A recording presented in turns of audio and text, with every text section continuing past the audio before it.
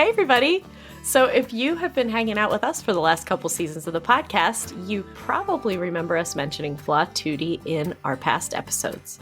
Our friend Molly Sharp, who incidentally was also a guest in season 1, started Viola Tutti to share her awesome duet arrangements of standard viola rep, which are great for teaching, and it has now grown into a wide-ranging catalog of one-of-a-kind resources for violists and beyond. Steph, do you remember when we played one of the duets from a holiday bundle together? Yes, it's one of my most cherished holiday memories. Aww. But actually, one of my favorites is something that all string instrumentalists would love. It's called Making Double Stops Ring, a guided exploration of just intonation.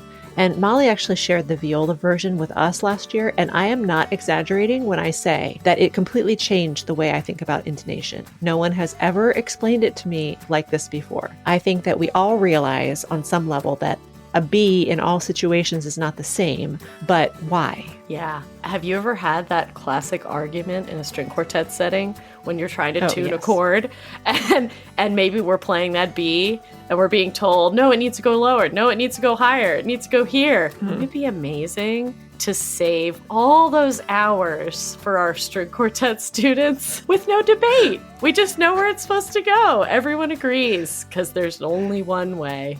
Right. You can just gift them copies of this book. Yeah, exactly. Nothing personal. Just here's a book about intonation.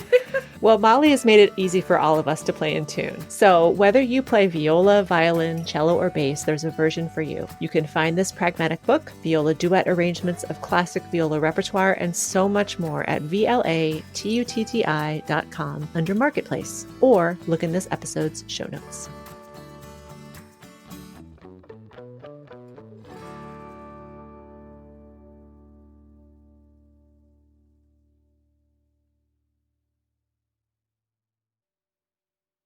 Let's start having a conversation about how life is going now that we're recording. As if we weren't talking for like the past hour and 15 minutes. We sure have been. Have I told you about the podcast Wiser Than Me? No, tell me everything. I really haven't sent this to you? No. I was certain that I've sent you a link to at least the first episode. Okay, so Wiser Than Me is a podcast by Julia Louis-Dreyfus. Oh, I love her.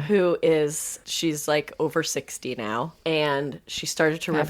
reflect on the fact that women, as they age, they start to become increasingly more invisible. And so her whole podcast premise is that she is talking to women who are wiser than her. And probably, I don't know what the average age is going to end up being, but the first two guests are in their 80s. And so the first guest is Jane Fonda. Oh, yay. We both smiled really big. I love her. The second guest is Isabel Allende. I've listened to both of them, and they're phenomenal conversations. They're so empowering. Jane Fonda is ridiculous. Yeah. She's an activist and Yes. stuff, right? I don't even understand how she's 85. She does not talk like she's 85, but there's just the advice, just the way that they have this conversation. I felt like I was having conversation with my grandmother, and the respect of someone who really is committed to continuing to like learn and grow and have all of this shared perspective from that many years of life. And oh my gosh, it's so good. So I'll have to check that out. I literally can't recommend it more. And it's such a comfort to listen to the stories of women. And Julia weighs in too. And then at the end of the episodes, she like calls her mom to tell her about them. And it's like, she got a bunch of people, Mommy, I just talked to Jane Fonda and it was amazing. It's so amazing. That's something that my mom would like never ever say. Hey Mom, I just talked to Carol Radlin. She'd be like, Who? I know. Oh, but it's so cool. There's something very comforting to listen to these stories and know that you know how it is. You get sucked up in your own stuff that's going on in the given moment, that immediate struggle, but you can look back at X amount of decades of your life and be like, oh yeah, I went through that thing. And then I went through another thing. Both these women have been married and divorced like 3 times. And I don't know, just commitment to being their best selves, their authentic selves, like no matter what. And that it's unapologetic in a way. It's just very feminist, very cool. Oh man, I want to get there. Yeah. Welcome to the Viola-centric podcast. We are 2 curious violists finding inspiration through authentic and challenging conversations in the professional music world. I'm Liz. And I'm Steph. Let's jump in the deep end.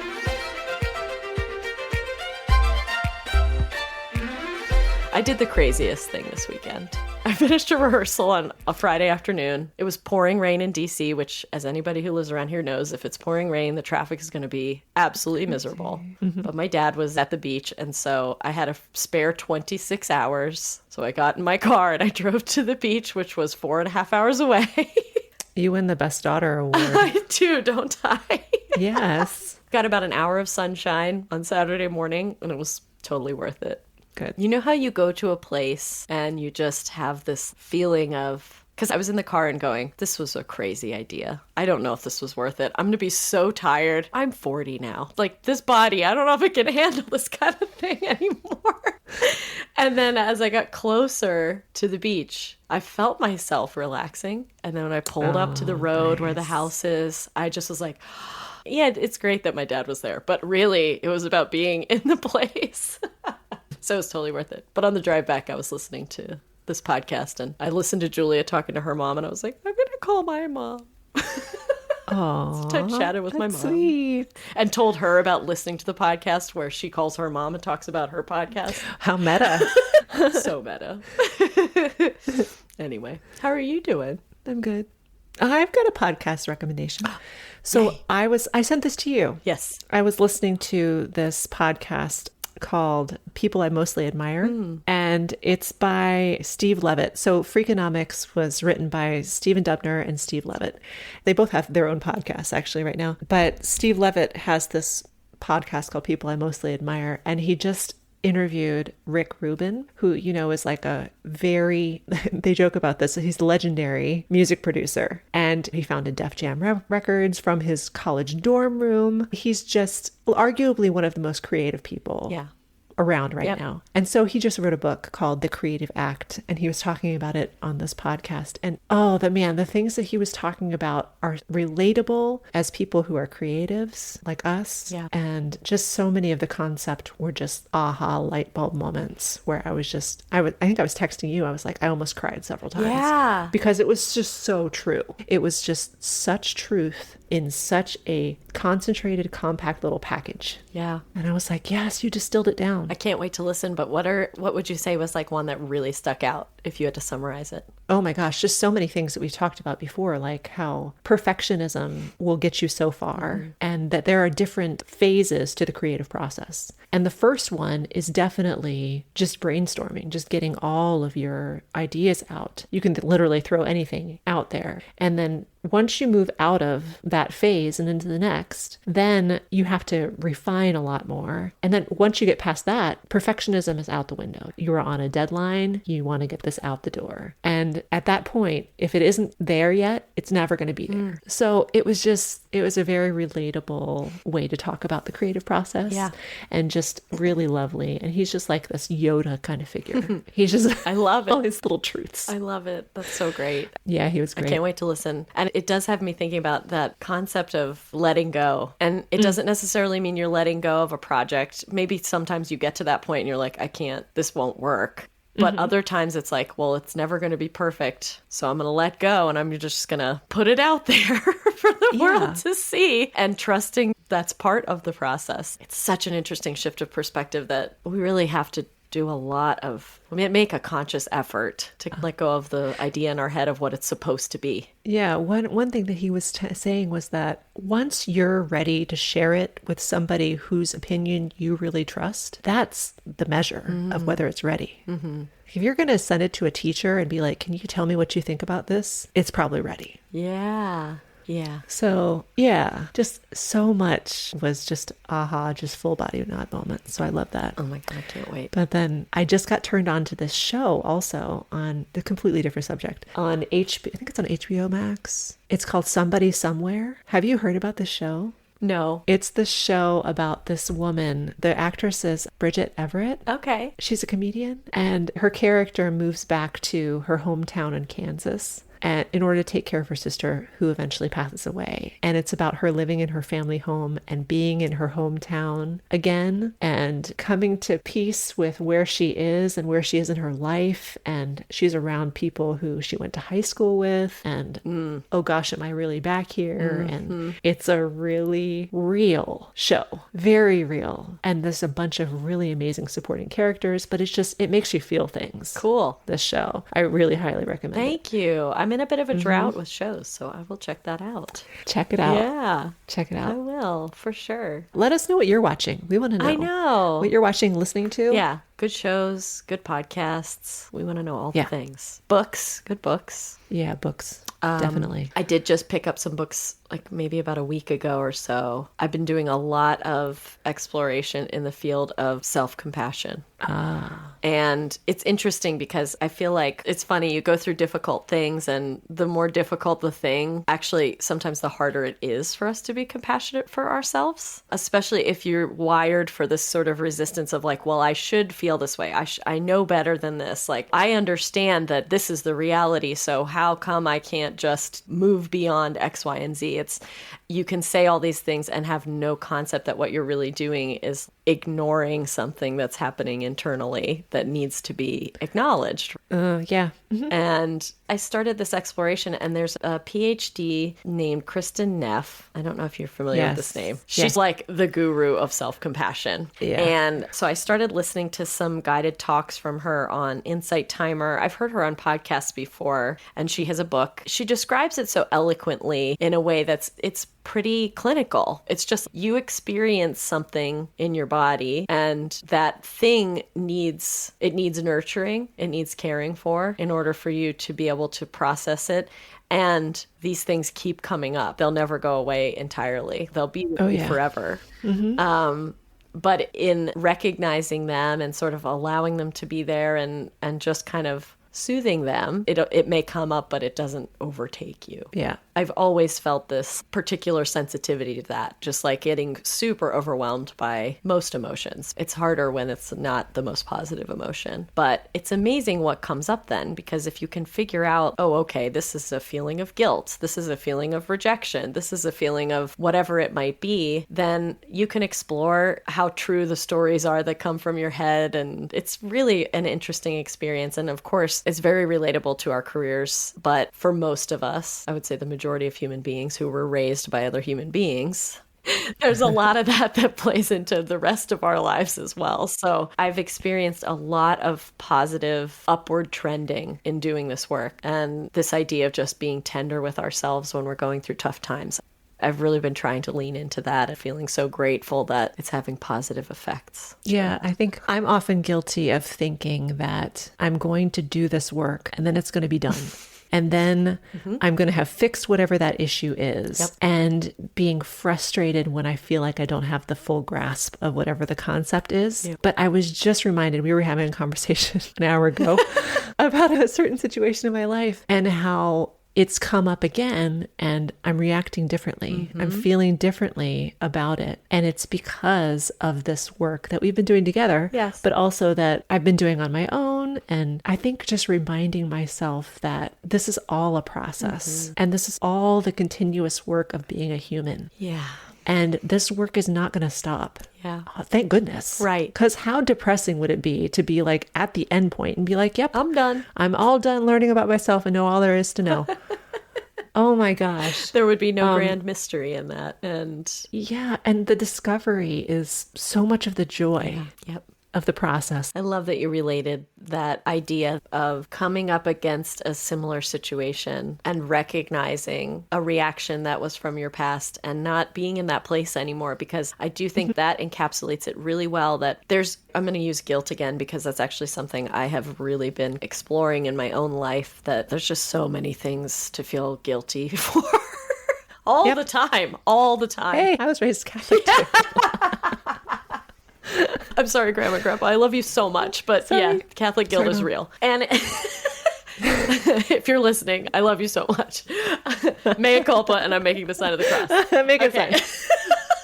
But every little interaction of the day, you could interpret some guilt with. And to dismantle that and work with it little by little, then it's okay. The guilt is still going to present itself in situations in your life. It's just recognizing what is the reaction to that feeling, and does it change over time when you work with it? And the answer is yes. Yes. The answer is yes. One of my favorite things, I think it was actually said in this conversation we had with our guest, you can't unknow things you know. Yeah. Yeah. It's there. You can make an active choice to be ignorant to it if you want, but who wants to live like that either? Yeah, you can put it in the background, right? Reason your way around it, but you know it. And it'll be it's there. It'll be there like nagging you. Yep. From that point on. Yep. Here's to doing the work, though. Yeah. And so for all of you who are wanting to do more of that kind of work, you're going to love today's episode, because we have Eva Cappelletti Chao, and she is a life coach for musicians. Yes. Her business is called The Music of You. She started it out of her own experiences with the career of music and what didn't feel authentic, what did feel authentic. And of course, being a musician herself, she's a friend of ours here in DC. She has an intimate relationship with the experiences we go through, right? Oh, yeah. We see Eva on gigs all the time. Yep. So she's in the trenches with us. She knows what we're going through. And she, out of her own, like you said, her life experiences, she's realized that she is not alone in having these experiences, and that many musicians struggle with similar things. So we got to talk to her about what triggered that for her, which was a very personal story about in the beginning of her career. And she's going to share that with us. So that's a really relatable experience that I think we can all relate to. Relatable that you can relate to. Yes. Redundant. Super relatable. Yes, very relatable. Yeah, I think it's so helpful. And I love that. I know that she has done it even in situations with camps, with young people, having residencies places, and working with musicians in depth. And it goes to a lot of what we talk about on a regular basis together, this idea that shifting perspective from the ground up is really important for the overall, I think, whole well-being of people in our career field. And that's the way to do it. It's very cool. Yes, and she's very reachable. You can work with her personally. If you are in that place and you need some help, you need someone to hold space for you, she's great at that. Yeah. So we'll list all of her contact information in the show notes. But in the meantime, enjoy this conversation with Eva Cappelletti Chao.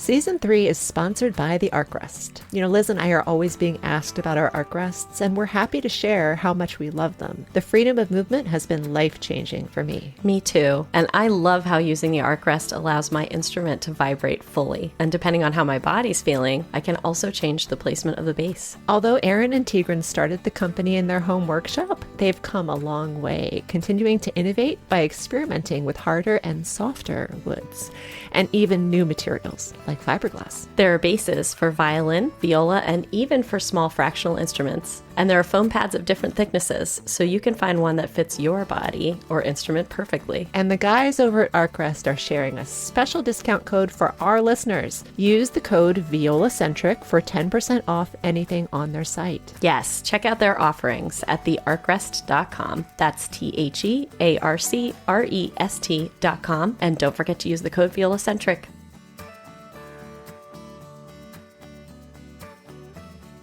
Being freelance musicians means gigging in lots of different places with very unpredictable lighting situations. Oh my gosh, yes. How many times have you shown up to a church gig and wondered if you'll actually be able to see the music by showtime? Many times. Or it's a cocktail hour in a restaurant with ambient mood lighting at best.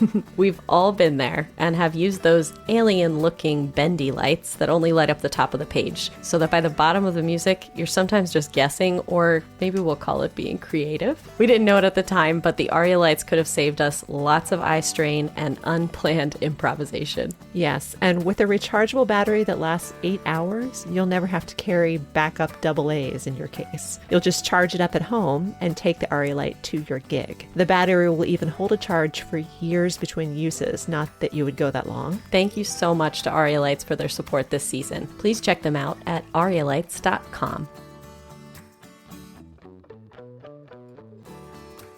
Located in a historic mansion in Tacoma Park, Maryland, You might get the impression that the team at Potter Violins are as formal as the breathtaking building that they work in. But when you go inside, instead you'll find the most relatable, skilled, and friendly staff. Yes, the people at Potter's are what really make it a special place. I love visiting because I know that whoever I work with is not going to make me feel like I'm crazy or just being picky. They're kind of like your favorite bartender. They're great listeners who give you what you need without judgment.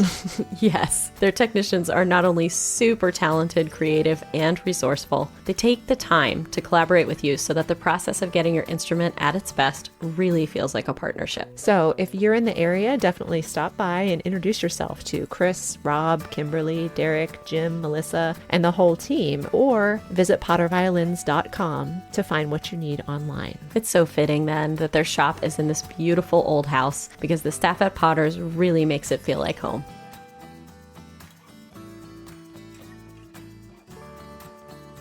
Our guest today is Eva Cappelletti Chao, a professional violinist, certified life coach, and as a fellow DC area freelancer, friend of the pod. With over 30 years of experience as a professional musician, Eva created Music of You, her life coaching business, to support her colleagues with holistic approaches that address the whole life of the artist on and off stage. Welcome to the Viola-centric podcast, Eva. We're so excited to talk with you.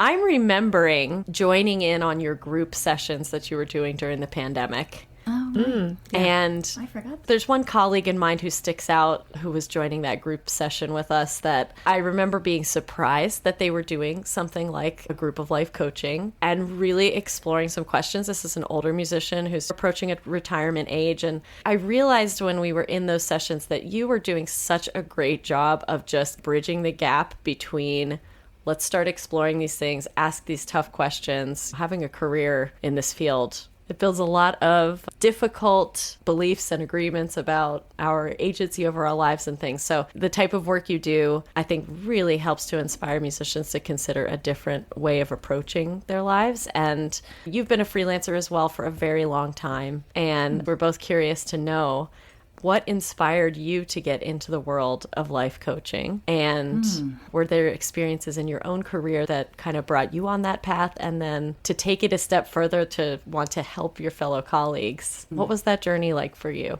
So first of all, I want to say thank you. I'm so psyched to be here. Thank you. And I'm really excited to get to know you both a little bit better as well. Yeah, so this is like a win-win for me. So you asked a humongous question, but we'll go there if you want to go there. I can't help it. Yeah, I know. Yeah. I love it. So I'll start by saying that I've been a violinist since I was 5. That's not unusual for any of your listeners that are especially now freelancing professional. And I had a sort of interesting experience with that because I grew up in Athens, Ohio. My dad was a professor of physics at Ohio University. So we actually had access to one of the first and foremost teachers of Suzuki. Her name was Lorraine Fink, and she was my beginning teacher. So I was learning just the formative beginnings where this is not a toy and we're not fooling around. Like, this isn't to play. This is serious business. Yeah, this is serious business, and that's just part of the deal. At the same time, because we were in Southeast Ohio, and my last name's Cappelletti, the whole Italian side of the family all played mandolins. No professionals, but everybody always played. So my dad, in looking for people to play with, he plays guitar, found bluegrass, fiddle. And we literally on the weekends would go over to people square dancing in their barns. And I learned from these old guys, literally like the fiddle down here and the cigarette in the mouth. And they're teaching me stuff and I could do it by ear. And it was really sweet and no rules. So I grew up with these two ways of understanding what music can mean. Community making and performing. Wow. Sort of the perfection piece as well as the non-perfection and just any old way you can. Just be in. So fast forward, college, I'm in my undergrad. I have an undergrad double degree in psychology and music. And I really thought at that point I was going to become a psychologist for musicians. And I was playing gigs all the way through my undergrad to pay for school. And I met somebody, Andres Cardenas. He was a soloist in this little teeny orchestra we were playing in Huntington, West Virginia. And he's like, well, while we're down here, if you want to play what you're working on, go ahead. And so I played for him, and he offered me a full scholarship to Carnegie Mellon. So instead of going to psych, I'm like, okay, I'm going to performance. And at the time, what I remember thinking is, in order for me to really hold the space for people as classical musicians, I need to have that life. I need to become one. And then I went to New World Symphony from that. And then I got my first job. So my first job was assistant concertmaster of Virginia Symphony. And in that first job, it was very stressful. I was really stressed, and I think that there were a number of things that were in play, but one of them was this really clear understanding, or what I thought I understood, belief, actually. A clear belief that I was living by internally. I feel like classical musicians need to show something externally, but what we're living internally is often not related to what we're trying to look like. So my internal belief is I'm little me from Athens, Ohio, that never planned to really do this. That thank God for Andres Cardenas, we'll just do this one again, right? That he saved me in some way to at least have some chops.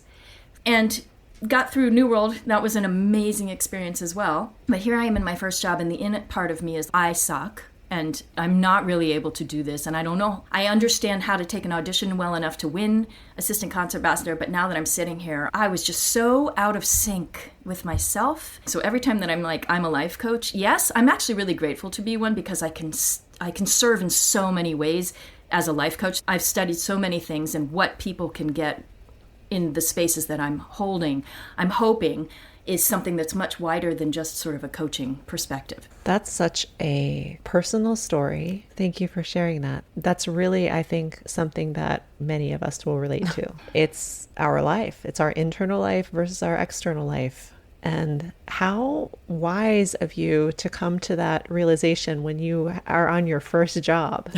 I had no choice. I was having such panic attacks. Oh, wow. There are people, I met my husband there. There are people that I still have dear friends with. There was nothing wrong with the job. It was Joanne Folletta. It could not be nicer on the podium. I'm not even going to say it was the fault of who I was sitting with or anything else. I had to learn how to say no to what was really a no in me, and how to be able to say yes, even if it was not what everybody was saying to. And that turns into a fabulous story. Actually, when I left that, I gave myself what I call my year of freedom. And I traveled around the world, and I had incredible experiences, because for 1 year, I allowed myself, with $8,000 that I had saved from my job, 1 year of only doing what I wanted to do. Was it hard to come back? Did you feel like you had to fit yourself back in again? First, I wanted to say you never have to go back, because once your mind is open, you don't go back and close it. Once your mind is open, now there's the next layer and the next layer and the next layer and the next layer, right? So on a social self level, yes, it was an amazing time. And yes, I wish I had that freedom while I'm a mom and stuff. I can't quite go out and just run around. But more to what I find interesting, and especially about what you guys are doing with your podcast, is it hard right now to go back after the pandemic pause?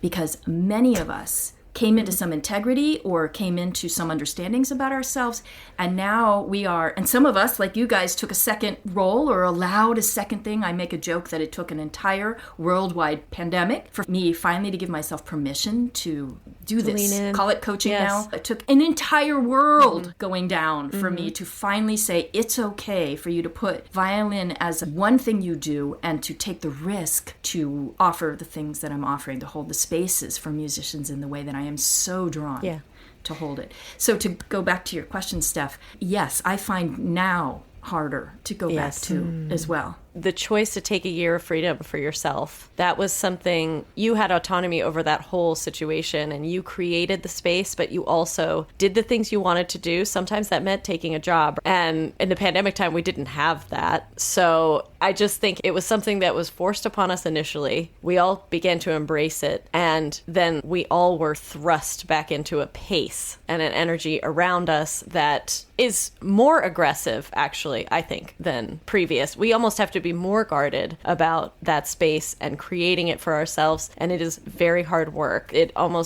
requires kind of Herculean efforts sometimes to create that kind of space in order to function in your career. There's just so much going on now. And for those of you who are parents, the activities that are going on and the schedules and the things, it's crazy. The burnout struggle seems very real, right? in some ways. Does that make sense? Yeah, I wonder sometimes if the pandemic, it's a trope now that we talk about. We always talk about the pandemic and all the changes that it's brought in as before pandemic life. But I really wonder if before pandemic life was really that much different than what is going on right now. Or just that we're more sensitive because we have that removal, we have that perspective of what it's like to step back, what it's like to step away from it. And then stepping back, it's almost like a sensory overload. Yeah.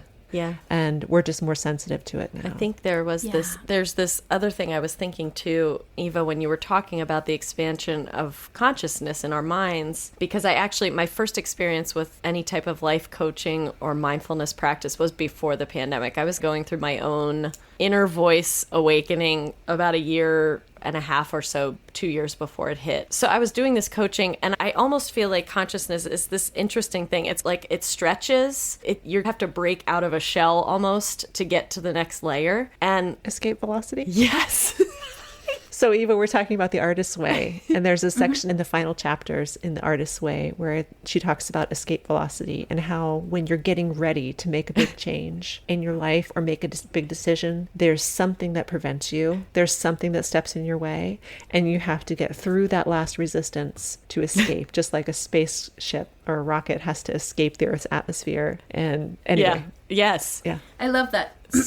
That's pretty much the purview of coaching, right? Maybe, Liz, is what you're talking about, which is what do you want? What would block you from doing that? What would block you from getting there? Yeah. And then using tools and questions. I'm sure you experience this all the time, and I'll invite you to talk about this too, as from the coaching perspective. But I know from my own experience that my coach, anyway, to just ask me a question of what I want, there are many phases of my life that I wouldn't even be able to answer that question because of what you talked about. I love this external internal motivation thing because we get so disconnected from it, and the external is so present in our lives in what we do that you start to answer, and at first they're really just other external motivated answers, and you have to like layer through those to get to the very root of it. And I think that's some of the most fascinating work, but I really do feel like you start, and there is this feeling in my gut that says I would start making progress, and then a year later I'd be like, oh, I'm back exactly where I was. But you're not, because you have that expanded awareness. You know what you know now. It's impossible to unknow things, right? So even if you're not ready to make those changes or take that action, like you can't unknow. It'll be there forever, whether you make the change or not. The question is, can you live with that? But there's so many layers here. Anyway. I was going to ask Eva, so a lot of us musicians can benefit from going deeper and figuring out what our internal motivations are. So when you're working with a client in your life coaching business, who's a musician, who was where you are, how do you help them get started with that? How can one start that process of looking inside? It's different with every single person that I'm working with. And so when somebody comes to me, I'm paying attention deeply to what you're saying, and when you sound grounded and your words are coming out very straight and the energy of it feels very grounded inside me, then that's one way. And otherwise, sometimes it's up here and there's giggling and not so sure and stuff. And I'm like, okay, so I'm starting to understand literally the music of you. What's running your world? What is the music of you? That's the invitation.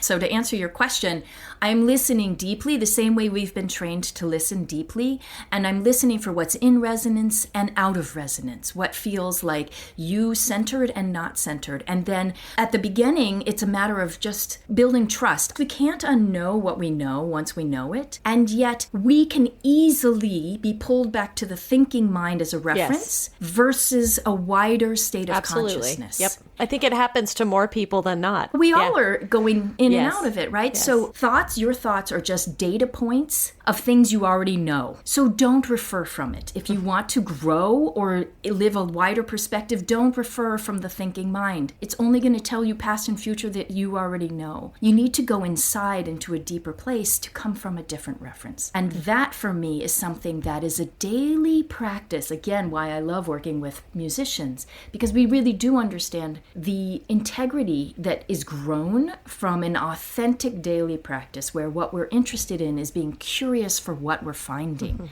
not trying to be perfect. It's a vicious cycle. when you're in that mindset, that victim mindset. Can you talk about what are some of the signs that you might be in that place and what you can do to pull yourself out? Because it's a spiral and it takes a lot of mindfulness and introspection to get out of that. So I'll invite each of one of you. This is like a little taste. We'll just give you a little taste. This is a fun tool that I've had a lot of people try, and I'll be interested to see what it's like for you. Can you both find a sort of spirally experience in your life? You don't have to tell me what it is. Just find for yourself some little spiral victim. That was easy. We're both there.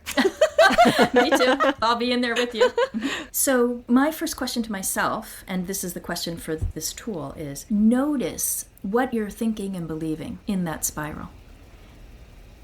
So take a few moments, just notice what are the thoughts that I'm believing right now. And they can feel super real, like it's his fault, or I have to, or whatever the things are. Or I'm not good enough. That's another one of my favorites. My good friend, still not good enough, even as my career just keeps going. So finding a space, just as for your listeners for a moment, I invite you guys too to just try this out. It's quirky, easy, and often will give you a reference, a different reference. So, some moment where you feel the victim is up. What thought you have that's with that. Steph, what came up for you? It's the age-old, like you said, not good enough Yeah. to be doing what I'm doing. Yeah. If people really knew. Yes, the imposter syndrome piece. Yeah. So which one has a little more zing for you? I'm not good enough to be doing what I'm doing, or if people only knew? Probably I'm just not good enough. Good. Liz, what for you came up? Oh, yeah. I was just doing a little bit of work like this the other day, so it's fresh. And I'm recognizing something in this moment that I'm just going to share, that I'm very fortunate to feel like I've crossed some of these thresholds in my career, but ultimately it's unworthiness. Yeah, I'm unworthy. Mm-hmm. Yeah. Oh, thank you for sharing that one, Liz. That's a hard one. Yeah. And I know that one. Yeah. Yeah. So this is going to be a little bit strange, but the way I think that this tool will work best, especially if your listeners are willing to hop in. So hopefully, listeners, if you're interested in having this experience with us, I'm going to invite you to do the first step of 3 in this. This is a tool from ACT, which is Acceptance Commitment Therapy, but it's a tool that I use to just introduce people to a flavor of this kind of work. You're going to say what you came up with. So Steph, you and I are both going to say, I'm not good enough. Mm-hmm. We're going to say it 3 times aloud and really fuse with the thought. And so I think the best way to do this, Liz, you're going to do I'm unworthy. I'm going to have all of us mute so that it's going to be this strange moment of silence, but for 3 times out loud. And the really important part is really fuse with it. Allow your body to show you what happens in that. And I will ask you when you come out of that to describe the feelings and sensations, any emotions that show up and where, and any other things that you notice that come with that thought. Okay? Okay. All right. So it'll look like this. I'll just do it once for you all. So I'm closing my eyes so I can really stay in touch with the body for this one. I'm not good enough. You can feel it already. I'm not good enough. I'm not good enough. And then just stay quiet and notice. And then when you're ready, turn on your microphones and let's talk about what you noticed.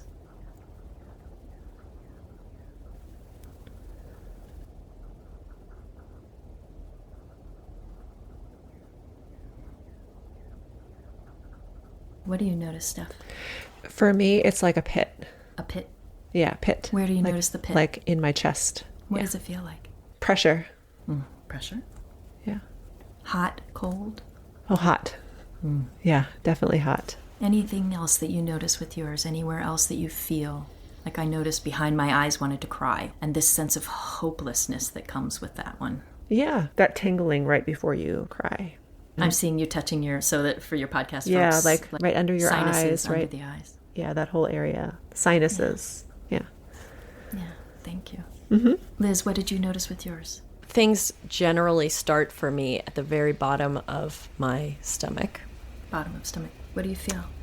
It's usually a really dull ache that builds, and it is hot. It's very warm.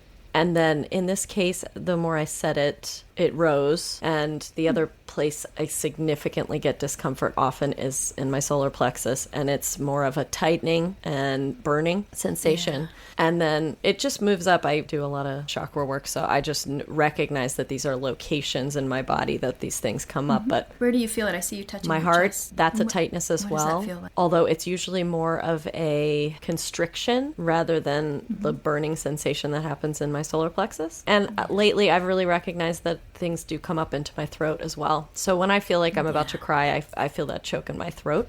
And so the last time I repeated it to myself, that is where that came from. You felt it move all the way up to the throat. Yes. Yeah. Yep.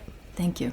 So Sure. Wonderful that you know how to check in. That's such a beginning part and not an easy part. I can say that the most often misunderstood question in any of my sessions is, what do you feel? Yes. And they'll start to tell me what they think. Yes. 100%. And so actually what do you feel is like literally here are some vocabulary words, and we begin to open up the lexicon of feelings. And especially for body, we're not used to going there, especially as musicians. Shut down and play. Yeah. So to ask, what does your shoulder feel like? It hurts. Okay, let's get a little bit more lexicon for that. Because once we get to know something, then change can happen. But we can't if we're not aware. So we bring awareness to our bodies in a way that you've just both done beautifully. And I hope that your listeners have, hearing you, more abilities to go, oh yeah, I have that too. I can feel that there too. Oh, Eva, so I find it's so valuable what you're just sharing. But I just want to say, from someone who's been doing this kind of recognition of emotions in the body for a long time, years and years, it is very hard at first to identify where they're coming from and how they feel. And it does take practice like anything else. But practice, it's where they live. Our emotions live there. They don't live in our head. Yep, they're called feelings. That's right. That's right. And all feelings ever want are to be felt. That's their entire intelligence. So part 2 is that we're going to do the exact same thing again. And so I'll have you guys mute yourselves. We're going to say the same things. I'm not good enough and I'm unworthy. And we are going to preface it, though, with a statement before it. And your whole job is to say the statement, and I'll do a version of this so that everybody feels comfy. The preface, the statement itself, and then stay check in, and just notice what happens in your body, and then we'll come back and talk about that. Okay. The preface statement is, I'm having the thought that. I'm having the thought that I'm not good enough. And so I go inside. I'm having the thought that I'm not good enough, and say that 3 times aloud, and just notice what you notice and come back when you're ready, and we'll talk about it. And the same for your listeners.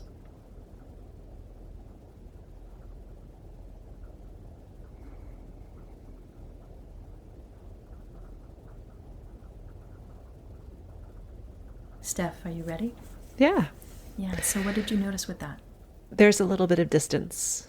Say more about the distance. So once you can pull yourself away from that statement as not a given truth, but that a thought that you are having, that I am having, then it is not as painful because it's not necessarily true. It is a thought. Yeah.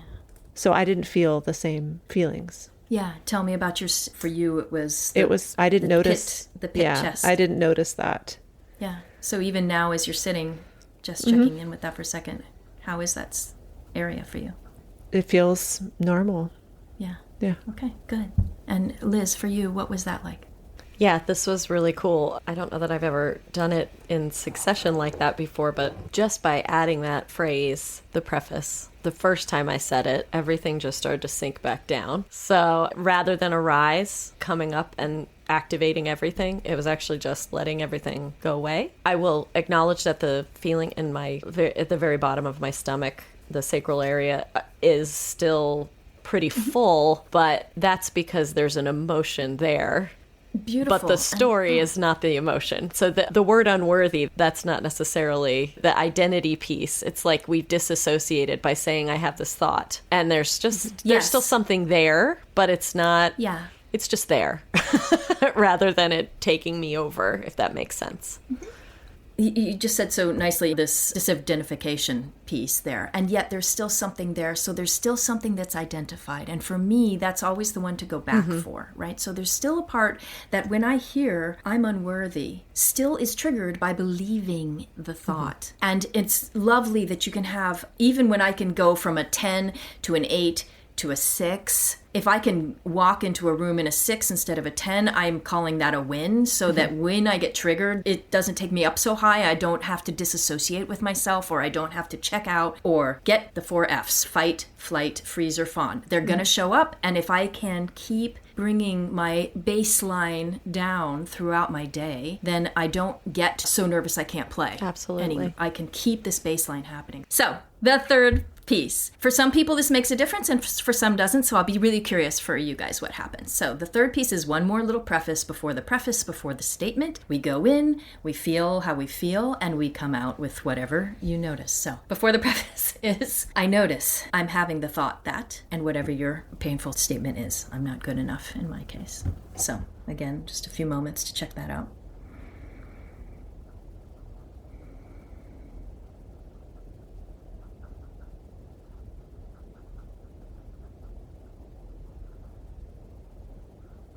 Steph. I didn't really notice that much of a difference. I noticed that I didn't have that much of a difference in feeling. So it doesn't seem like that piece made that much of a difference for me, that step. Okay. And Liz, for you, what was that like? All in all, everything is dissipated a bit, though I recognize that we've been talking about it for a while, which probably helps that.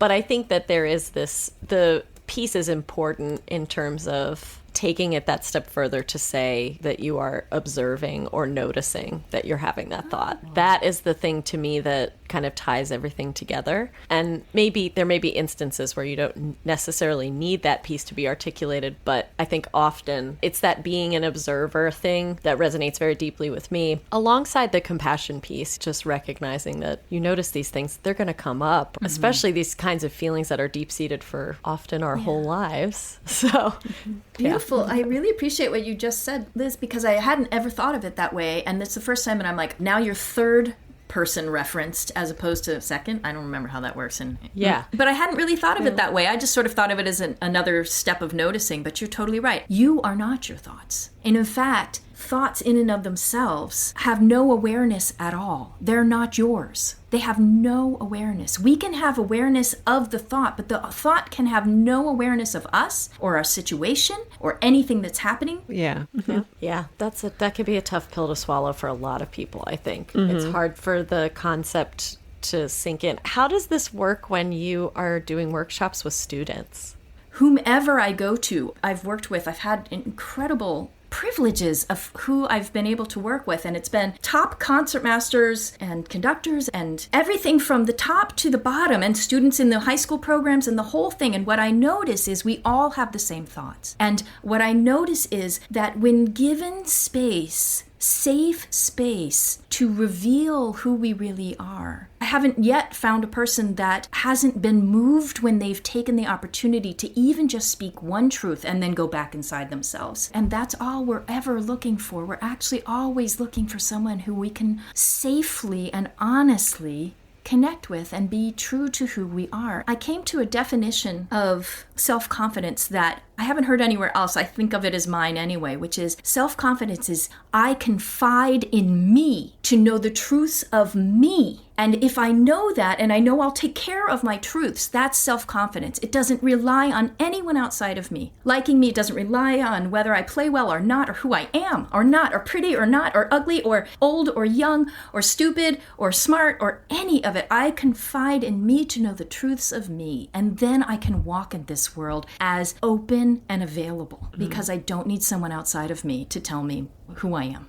That's a really beautiful way to describe self-confidence. And I think as musicians, we put ourselves in these situations where we're being evaluated. I'm thinking of auditions in particular. And we look for a lot of guidance on how to be successful in an audition situation, in any kind of evaluation. But this is the most important piece. And this is what people will tell you, is that I was successful at an audition when I did what I wanted to do, when I was me, when I played like me, and when I wasn't so concerned about that external. So many times you hear people say, you were internally motivated. I didn't care how it went. I just played. That's when I won the when they audition. win. Yeah.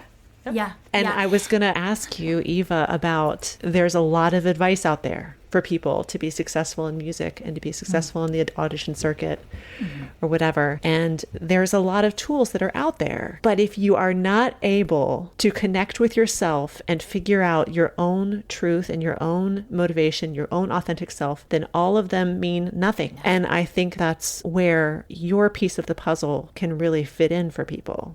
I wouldn't say it means absolutely nothing, because we learn from our mistakes. I quit my first job, right? I was having panic attacks, and I'm grateful, so grateful I won that job. That one informed what I needed to do next. And so what I want to say is I have deep respect for Noah Kageyama. I have deep respect for those that are in the field of what would be called peak performance coaching, right? Like, how do you be your best under hard situations, under pressure? And I'm not at all taking away from anything that they're bringing to the table. But I know for myself that what my internal world is like is what my external world is like. And so whether I win auditions through it or anything else through it, until I'm okay with my internal world, as we know, you can be the concertmaster of the New York Phil and you can be miserable. You can have $100 million and be miserable. Amen to what they're teaching. I would love to be a part of what they're doing, because if you can have all the tools, we deserve them all.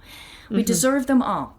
And my role, my way to serve for myself in my life, and therefore for anyone else that is interested, is to attend to the parts that don't often get spoken about. And that is attending back into our internal worlds and what we're thinking and believing, because we can work, as you guys have recognized, you can work with your thinking.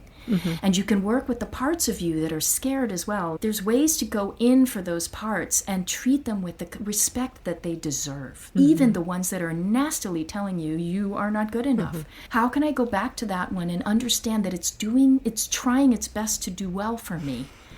And I don't need to get rid of you. I need to understand you. And I need to bring you back and integrate you with 55-year-old me who actually can do this and take a look at what we're doing. And when I'm integrated, that's called integrity.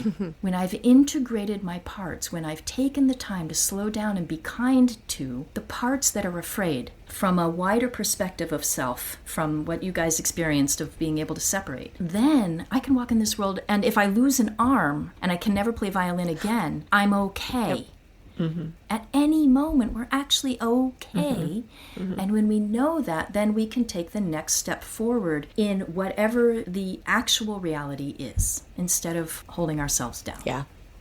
It's so interesting because I say this all the time. Before, when I was taking auditions and I was only externally motivated, and everyone's struggles are different. So I know there are people who can just do that under pressure, and they don't need necessarily, in order to define, have their success, they don't need to do this kind of work. And then later on, it may show up in ugly ways in their lives, as you mentioned. I think what you said is so poignant, that you can have everything in the world. You can achieve the greatest success in our field, and you can still be miserable with your life. That is so true. Because of my particular brand of people-pleasing tendencies and things like that, I'm right with you. I could not perform under that kind of pressure just by trying to do performance psychology. I tried everything in the books, and I just would still have these trauma responses in those high pressure situations. And it wasn't until I started going inside and doing this work that I was able to get any sense of self-worth, self-compassion, self-actualization, and I'm a million times more confident and better of a violist than I was before I started doing this work. There's just no way to argue it. It's just the reality of the situation, and it only gets better, which is great. It's very exciting. For those who struggle being able to perform in spite of that work, and Noah was like my performance psychology Bible, still would be. There's this shift of approach to it, though. And it's no longer, okay, this person's word, I need to take it and I'm going to do this thing. And when I figure this part out, then I'm going to have all this success. it's still outwardly motivated when you're doing it that way. If only I just do everything they say, if only I do all my scales, and if only I do every single thing I wrote in my excerpt book. Yes. And instead, then it's still externally motivated. That's right. And instead now it's more of a curiosity. And when I think about jumping back into the world of performance psychology, it's with this approach of, hey, you know what would be cool is if I could learn something from this. It's more interest-based. It's more novelty. It doesn't define my worth.